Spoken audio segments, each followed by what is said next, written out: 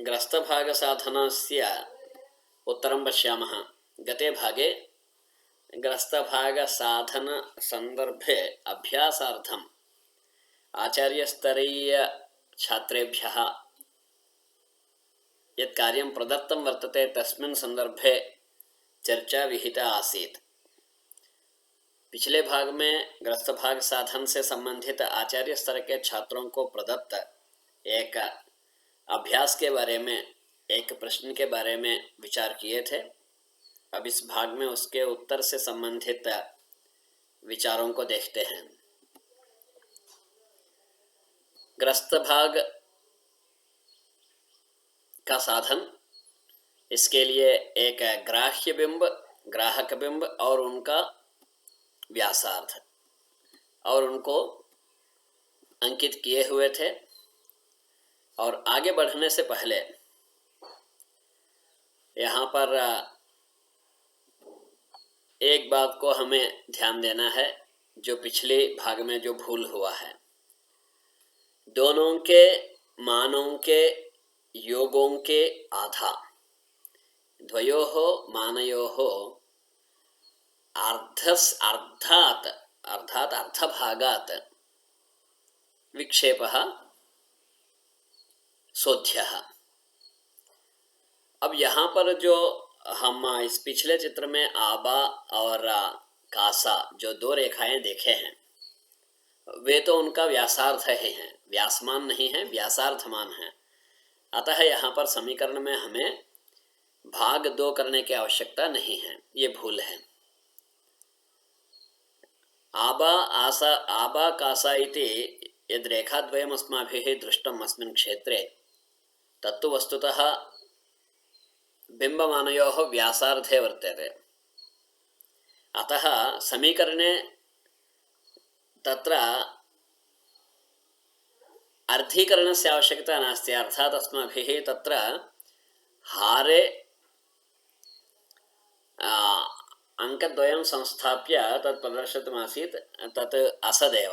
यथा अत्र अधः द्वे प्रदत्वा अस्माभिः एतत् सर्वं दर्शितमासीत्। अत्र अस्य दलस्य आवश्यकता नास्ति। आबा इति स्वयं तद् दलं वर्तते ग्राह्यबिम्बस्य, कासा इति स्वयं तद् दलं वर्तते ग्राहकबिम्बस्य। अतः तयोर्योगमात्रेणैव तद् मानैक्यार्थमेव जातम्। अतः तद् अस्माभिः किञ्चित् संशोधनीयम्। यहाँ पर दोनों को बटे दो करने की आवश्यकता नहीं है, क्योंकि आबा और कासा अपने में ही व्यासार्थ हैं। अतः उन दोनों का योग ही मानैक्यार्थ बन जाता है। अतः यहाँ पर बटे दो को हटा के, इसको भूलकर हमें उसको इस प्रकार से देखना है, आबा और कासा के योग में से आशा घटाना है, तत वह काबा मान के बराबर, माने ग्रस्त भाग के बराबर का होता है। तर्हि अस्माभिः तत्समीकरणं तावत् गते भागे यद् दृष्टं वर्तते तदस्माभिः संशोध्य एवं द्रष्टव्यं वर्तते। आबा कासा इत्यनयोः यद् धनं वर्तते, यद् योगः वर्तते, तस्मात् आशा इति विक्षेपं यदि शोधयामः तर्हि काबा इति ग्रस्तभागस्य मानम् उपलभ्यते। पुनः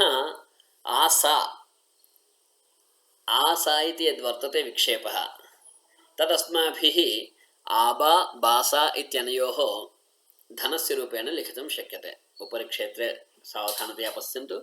आस्तः सा पर्यन्तं यद् दूरं वर्तते तदस्माभिः आबा एवं बासा इत्यनयोः धनं स्वीकर्तुं शक्यते। हमने अब इस समीकरण को इस प्रकार से लिए हुए हैं। इसमें आशा के स्थान में आ से सा तक की जो दूरी है उसको हम आबा धन बासा लिख सकते हैं। तदनंतरम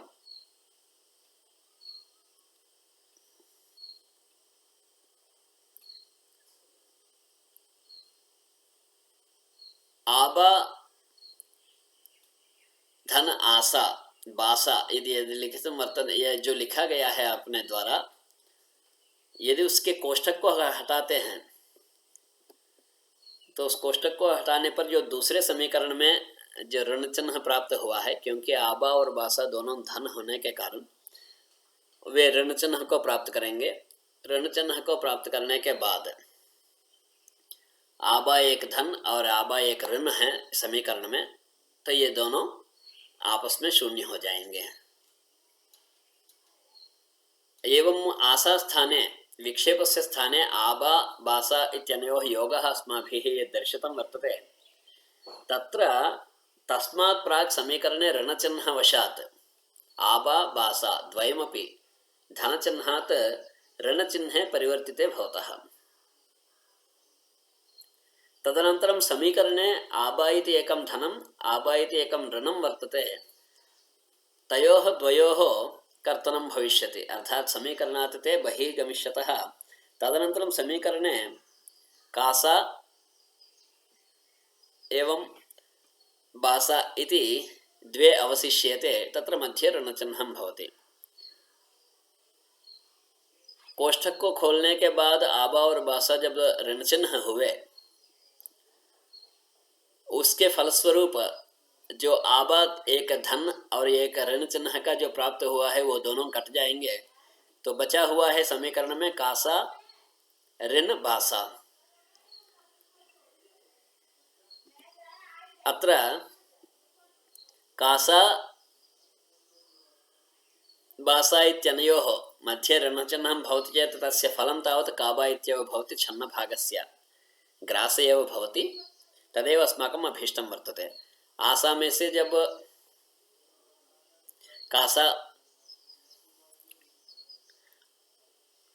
कासा में से बा सा ये भाग जब घट जाएगा तो वहाँ पर काबा ग्रास भाग ही बचता है। वो कैसे बचा यहाँ पर इस क्षेत्र में देखते हैं। ये भाग है कासा,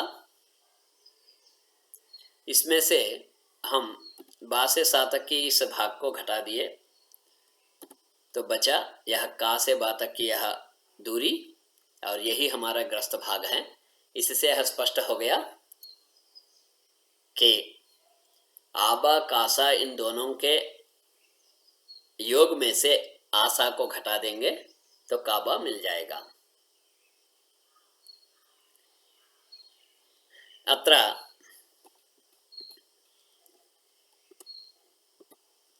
का सा अनयोः मध्ये दूरं वर्तते, तदेतद् वर्तते। तस्मात् अस्माभिः बा सा इति एतद् दूरं निष्कासितं वर्तते। तेन अवशिष्यते का बा इत्यनयोः मध्य दूरम्। अनेन सिद्ध्यति यत् आबा कासा इत्यनयोः धनात् आसा इति निष्कासयामश्चेत् काबा अवशिष्यते इति।